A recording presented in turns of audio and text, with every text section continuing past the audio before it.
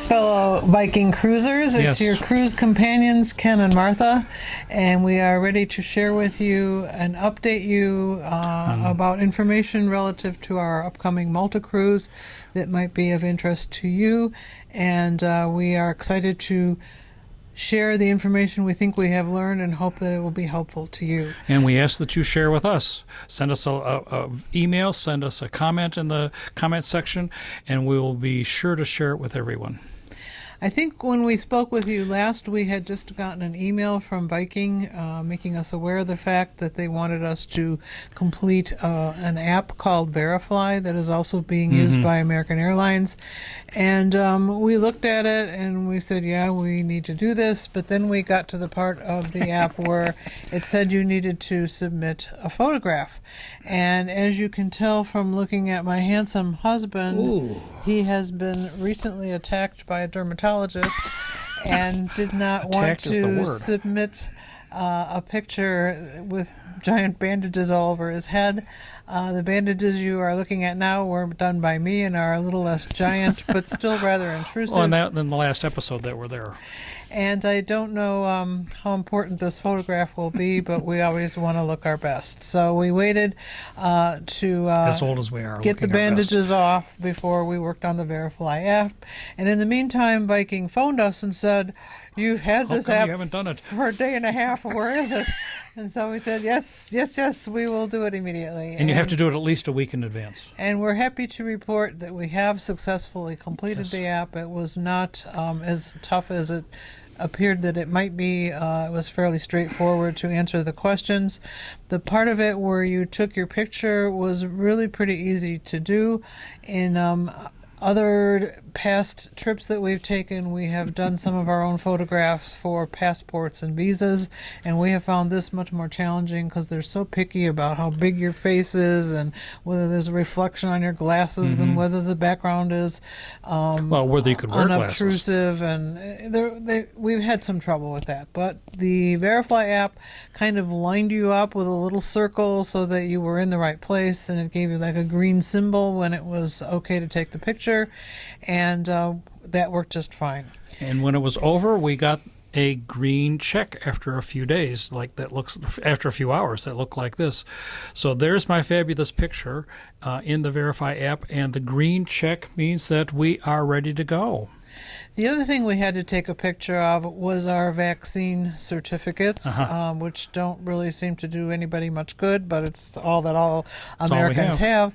And it only asked for a picture of the front of the white card, and that was part of the submission process as well. So we took a picture of that too rather than scanning it. Again, even though I had scanned it. Quick and easy and efficient. We have no complaints about the process now that we've finally done it.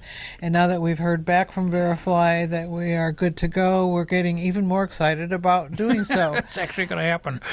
We still have lots of bureaucracy to look forward to. We have to take the COVID, not the antigen test, PCR test, right, which can only be done 72 hours before arrival in Malta. The timing of this has us quite flummoxed because it'll take us a while to get there, even though we are coming from Chicago and are spoiled by the fact that we can normally have nonstop flights. That isn't the case here, and we hope that we can take the test late enough here to get the results in our hands that'll still be valid once we get to Malta. Exactly. You won't know how that came out until we get there, and maybe we'll talk to you again. Maybe we'll be sitting right here in the sofa. Because they've sent us back to the United States. Oh, dear. So today is July 4th, and we leave 1 week from today, and the cruise is 10 days away. So we are actually very close to departure, and we're certainly thinking about all the things that we're going to bring. The Verifly app was interesting because I don't see exactly what all it does. I mean, you put in the card from your vaccination and your picture, and somebody someplace checks it off as okay. I don't know what that does exactly, but we'll find out when we get there, and we'll be sure to share that with you. But for the time being, as she said, we followed the directions that came with the email. And other than having to push the button a couple of times in order to make it work, it was pretty straightforward. So we're not going to go through that step by step. I'm guessing that it might streamline the boarding process a bit. But there's no barcode or anything. Often they have to take your verify it. picture that becomes part of your check on, check off. They double check it on the machine. This way they already have on file that you have been vaccinated, whatever good that does. So it's one less thing for them to check and do the day that we finally get there. That's about the only utility of it that I can see. So we're on the July 14th cruise, and if you're one of our fellow passengers, we're waiting to meet you. And if you're on one of the future cruises that are coming down the road in July or August or September, then some of this information may be out of date. But we're trying to be as accurate as we can. We've been following the cruises in Bermuda and in Iceland, and Viking has had apparently a very successful series of cruises there. There were some hiccups at the airport in Iceland. People had to wait in line for a couple of hours. Which at the first few cruises. Like ours. But one of the things that's interesting is that they have not, in Iceland anyway, they have not had to live in the bubble, which is interesting. Yeah. And so that's a change that has happened, and we don't know what's going to happen with Malta, but we will be sure to keep you up to date. It seems to be country specific. And that's another thing I would say to you. If you're on a cruise that's later than ours, don't necessarily take as gospel what we are telling you, because this seems to be changing all the time. And when you look at stuff on the web, you have to pay attention to when it was posted, because the regulations, rightly so, are being changed as the vaccination and disease progression changes. Yes. It's the way it is. The other exciting tidbit we are still looking forward to is the rapid antigen test, which we understand that we have to take before we can get on the plane to come home again after the cruise. It would be nice if Viking was going to do that for those of you who are going to go directly from the ship to the airport.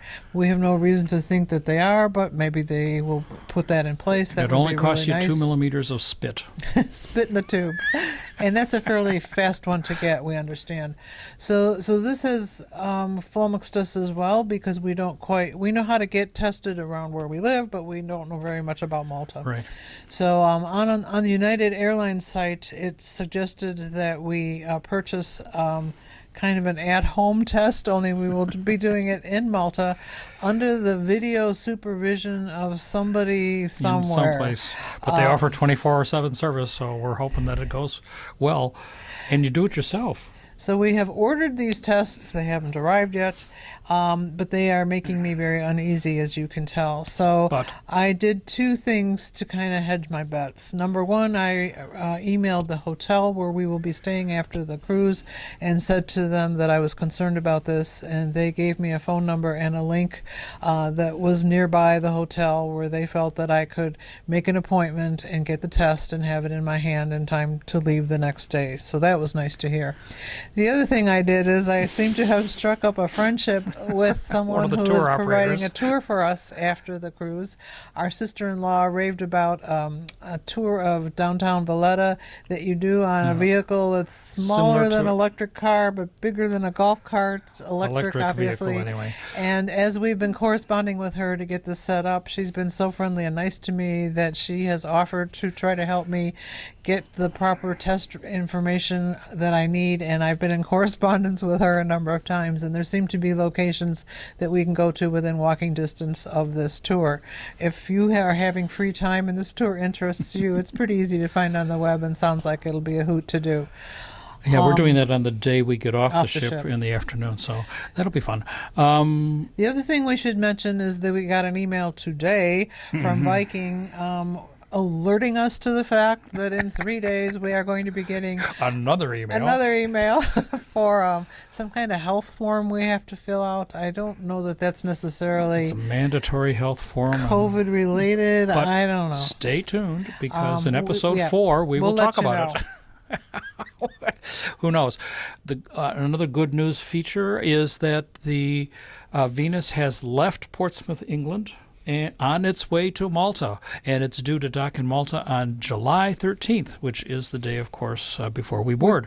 So Be nice to it see looks it. like this cruise is actually going to happen. It looks like the ship will be there, and from all the indications we get from Viking, there is good news. And so as long as we can get there after we fill out our United application or our United As long as they app, let us who on knows, the plane. we will be ready to go. But as you can tell, we're a little nervous about the final details as we arrive at O'Hare to fly. We'll be interested to see what happens in Munich when we arrive there. Which is where we connect through. Yes. And it looks like when you are flying, you need to pay attention to the regulations in that transfer point as well as your final destination. Because we actually have to leave Germany. We're not sure. It looks to me like for Germany, we can just get by with the fast test, the antigen test, because we're vaccinated. But in Malta, we still need the PCR test because that's what they want. So with that, we will. I have a few interesting apps for you to take a look at. So stay tuned just a minute, and I will be right back with some interesting things for you to see. This is episode 3, by the way. If you haven't looked at episodes 1 and 2, here's your chance. They're available on YouTube on demand anytime, 24/7. YouTube is a wonderful thing.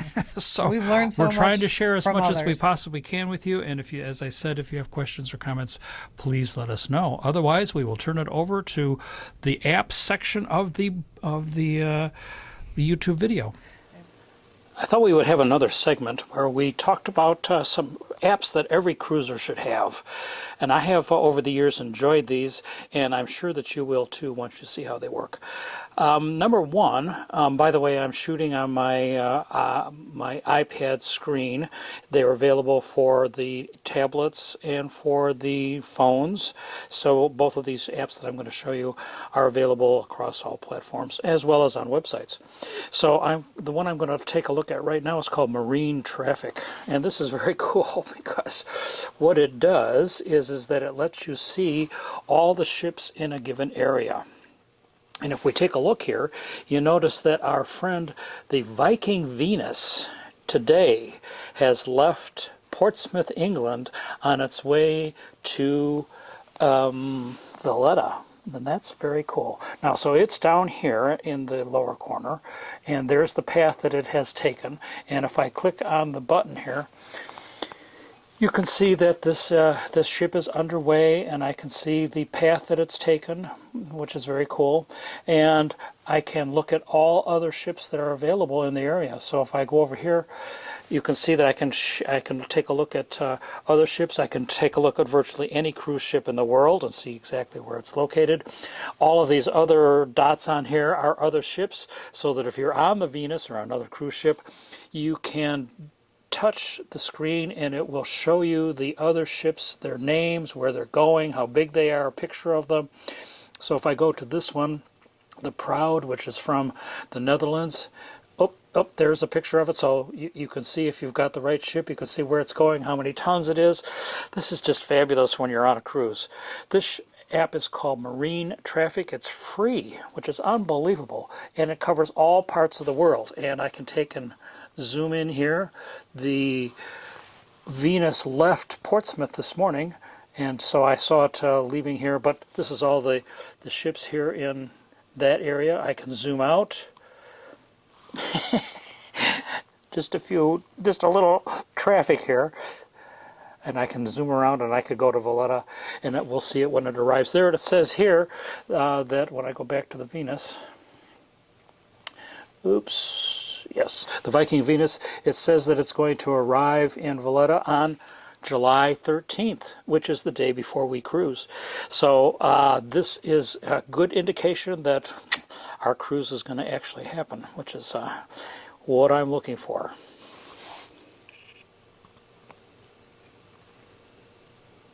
Another app that all cruisers should have is a map called Sygic, S-Y-G-I-C.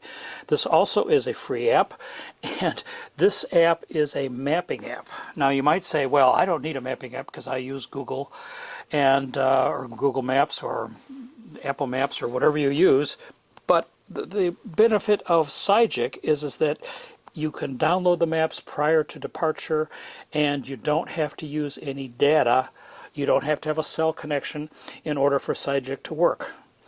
Sygic is free. I don't know how this works, but it is free. So I'm going to open Sygic. And the first thing it asks me is, well, I'm going to skip the what's new. First thing it asks me is that I don't have any maps downloaded. So I'm going to go and download some maps. Because that you have to download the maps, and probably you want to download your maps while you're at home. So I'm now ready to download maps. It says download maps, and this has maps for countries throughout the world, including North America, of course. But this is it's just such a valuable app, I can't believe it. So I'm going to go to, in our case, Europe. And we scroll here, and you see all the countries of Europe, and we're going to come down to Malta. Click. And in a few oops, okay, Malta's downloaded. And while I'm here, I think I'm going to also go to Croatia, because you never know, I might be walking around Croatia, or I like to watch the buses and see where they go, and see what's new as we travel around on our shore excursions. So now, I don't have the maps for this area, but now when I am located in an area and I have a GPS connection, it will show me the maps. It'll show me exactly where I am, whether I'm walking or whether I'm driving or in a bus or on a ship. The Sygic is the app to have to do your GPSing, much better than having Google Maps or some other app that takes a lot of data, because you're not going to have a lot of data in most cases, and in many places you don't have any cell phone connection anyway, so this will allow you to see your data. Now I don't have I've not downloaded the maps for my local area, so that's why you just see the dot in the middle. But under most circumstances, when I get to Malta, it will have a nice map, a street-by-street map, so whether I'm walking or driving or whatever, I will have access to directions.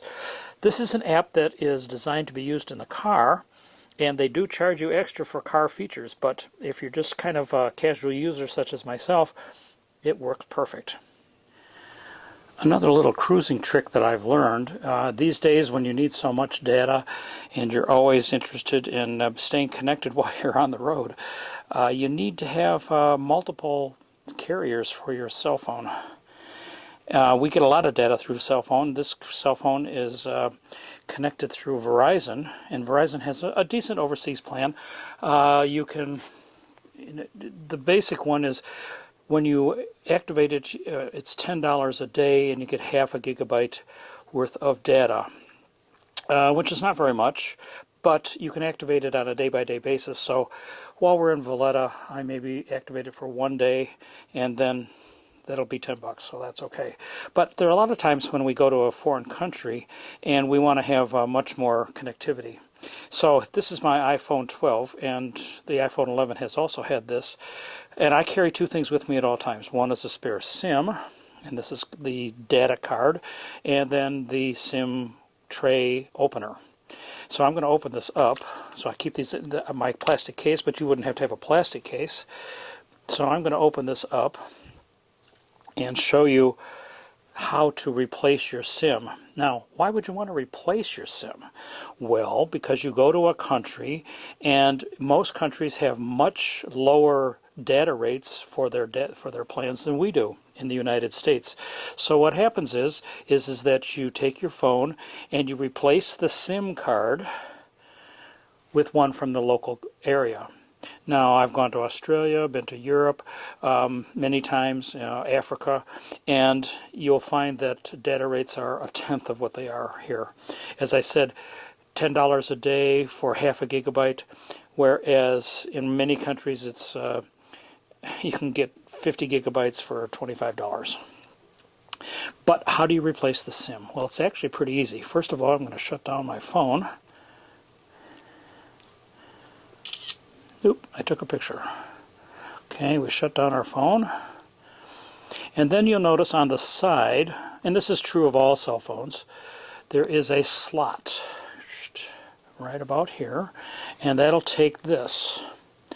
And I take it and I push that in, and out pops the tray, and you would trade your local country SIM for a new one, your old one.